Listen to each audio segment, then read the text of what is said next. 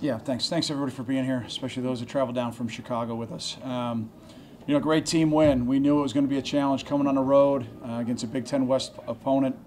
And, you know, Coach Brom and his staff do a great job. They're a very talented football team. And the grit that our guys showed tonight was spectacular. You know, we had, I think, a very clear plan medically on how we were going to manage the quarterbacks. I want to thank Dr. Jeff Mianis and Dr. Andrews, Mike Terry, Kevin Kikagawa, our head athletic trainer. I think we really thought long and hard about how we were going to manage that position.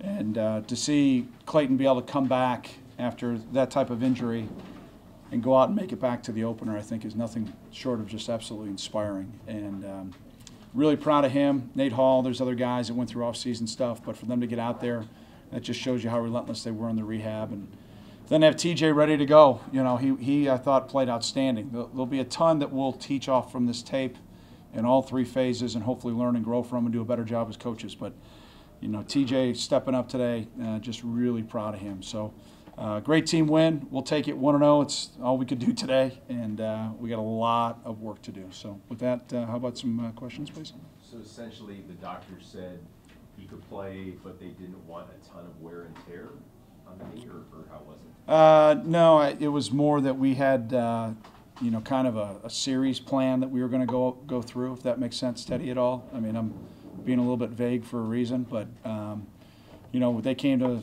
myself and Mick probably about 3 weeks ago. We said we'd see where Clayton was at a week out, and then we'd create our plan accordingly. And Clayton, his family, Dr. Andrews, all the medical team I just talked about, they were all involved, and we just took their direction. And I thought Mick did a great job managing it today, outstanding job managing it. So was it about getting TJ some work, or it was just no, about you? No. All right, I wish we had that luxury. I was going to put Aiden in, and then, you know, Andrew to get some work. Now, this was the plan. The plan was obviously we were going to play two quarterbacks. We were going to have a series count based on different things and factors, and the way the game played out. We took direction from Kevin on the boundary. I thought the plan was executed well. I mean, our strength staff, Jay Hooten and Alex Spanos, they were involved in keeping both guys warm and loose. I mean, this was not like something. This was well choreographed, well thought out, well planned. And, you know, knock on wood, we continue to be able to execute it as we have to, and it will be fluid. It will be fluid. When you're in that last drive and both quarterbacks are in on it, I don't know if there was an in and out and back in. I don't think so. Maybe there was. Yeah, at the end. Green came back on the last few snaps or whatever. But was that about sort of like a pitch count, so to speak, for Thorson? Or yeah, I don't have no, I don't have a real good word for you. It's more like a series count. He was out that series, but the medical team came to me probably midway through the series and said, you can have Clayton if you want him. And so then we put him in, and then it was take a knee, pardon the pun. So, yeah, South Side, there you go. So we figured we'd put TJ in, right? But he did a great job managing the end of the game. I mean, that's, you know, take 6 seconds off, you know, victory milk it. I mean, that's what you practice, that's what you plan. That was a really good job by Mick and the offensive staff getting those guys. I mean, it's textbook end of the game. Is there a plan that extends to next week and beyond already, or was it just the one game plan in regard to how much he can play? Fluid. That's how I would describe it. Fluid. I guess I'll find out tomorrow. I don't know. I don't know. The bottom line is we said we would reassess after the game, and then we would create our plan for next week, and then kind of move forward from there. Had you gotten to a point where you were going to decide what to do if it was going to be 4th and 10? At the end of the game? Yeah. Like, at what point did you I mean, there's a lot of talk on what we were going to do and the different scenarios that we were going to have there for the semblance of game planning. Because I don't have to tip my hand, I'll keep that quiet, if that makes sense. Did you get a good look at that last personal foul?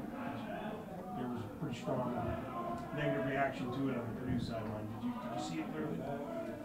I didn't. We were talking as coaches about what that plan was, and then all of a sudden, as I looked up, because I was looking at a chart, as I looked up, I saw the flag go up, and I won't tell you what was said in the headphones, but it was exciting. How do you evaluate Clayton and TJ after their performances? Well, you know, they won. That's number one. I mean, that's the goal of quarterback, plural, to win. And they both, I thought, did some really good things. I mean, I thought that third down throw by TJ was a dart. I mean, that was a great throw. You know, seeing Clayton take off and have the confidence to run the way that he did and have the wherewithal and the smarts to protect himself. He's a veteran, you know. Now, do we have to be better? Yeah, absolutely. But, you know, Lark going out for 145, you know, first time out being the workhorse back, you know, I thought that was a pretty good start by him. Against a loaded box, you know. I mean, they had +1 in the box, so we got to come up with some solutions. Creating all those turnovers, I mean, that's got to be something. Yeah, awesome, Teddy. I mean, that's the name of the game, you know, turnovers and turnover avoidance, right? Protecting the ball. And then, but what was most important, taking the ball away, was then the 21 points that came off of the turnovers caused, which, you know, maybe one of the better jobs that we've done offensively. You know, it's season momentum. And then, you know, we knew that Purdue would respond. I didn't like our answer to the third quarter. We knew we were going to get a flurry from them, and we ended up short like inches, you know, in areas that, you know, had to punt the ball. You know, I think that the complexion maybe the third quarter goes a little differently if we pick those up. So a lot of things we have to correct. But Larkin, especially on that as a Wildcat quarterback, he's really an option quarterback. You get as much. Yeah, I mean, we've got obviously, like everybody, we've got answers, and we got to continue to come up with answers if you're going to put 11 guys in the box. And you know, again, credit Mick and the offensive staff. I thought they came up with a really good plan, and then, you know, we'll just continue to look at how we can improve things and get better across the board.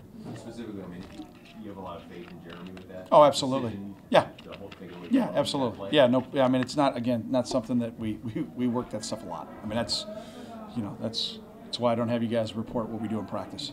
So, sorry, park's closed.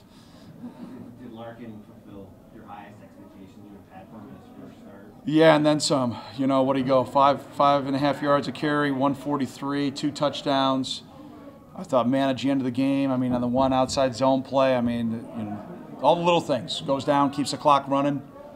You know, we end up snapping the ball with 38 seconds left in the game. All those seconds count. That's a veteran guy, even though he's still a young pup. So he's a heck of a football player.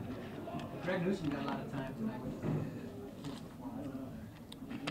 You know, I think like everything defensively right now, how I feel, I think there was some good, some bad, and some ugly, and we've got to get a lot better on that side of the ball. I mean, just across the board. I'm not surprised. Greg is incredibly competitive, incredibly talented. I think we're going to continue to have competition back there, and we're going to play the hot hands. We're going to play the guys that are out there producing, playing aggressive, and making plays. You know, and I didn't see a freshman with wide eyes today. I saw a guy ready to go in there and compete, and you know, we're going to continue to press that group. You know, I mean, Matt McPherson's goal is to have the best 4 or 5 or 6 guys on the field every rep, depending on what package we're in. And we're just going to continue to compete, and we're just going to work our tails off to continue to get better back there. If not for the personal foul at the end of the game there, it would have been 4th and 11 from the 35. Sure. Down in that situation. Stay tuned. It's a long year. You guys struggled to contain a run down more in the first half. What changed in the second half? Well, number one, he's an incredibly talented young man. We knew that. I mean, you watch his highlight tape from high school, and it's like, you know, it's ridiculous. I'm glad I didn't play against him in high school. I'll just put it to you that way. So, you know, we knew what his talent level was. I think at times we were not aggressive enough. We obviously missed the tackle right at the point of attack when we fit everything right. That can't happen. There were some other times that we obviously didn't fit some things right, but we had a lot of young guys get their first experience in the kick game, and then on both sides of the ball, as you guys saw as you were watching. I mean, there are a lot of new faces out there. And this experience tonight, going on the road, Big Ten West opponent, rocking house, it was a great environment. We're going to learn a lot. Those guys are going to learn a lot. And now when we talk about those little details in practice, I think they'll listen a little bit better starting tomorrow afternoon when we start talking about why we do things the way that we do them, and why when you get on the field Thursday night or Saturday here in a little over a week, that it's non-negotiable. You can't do it halfway. You can't do it a quarter of a way. And that's what I saw there for a little while. And I thought Hank came in at halftime, and there was great talk. amongst the whole defensive staff and just talked about going. We talk about eat, go take better angles, go be aggressive, and I thought we did a better job of that in the second half. One more Thorson question for me.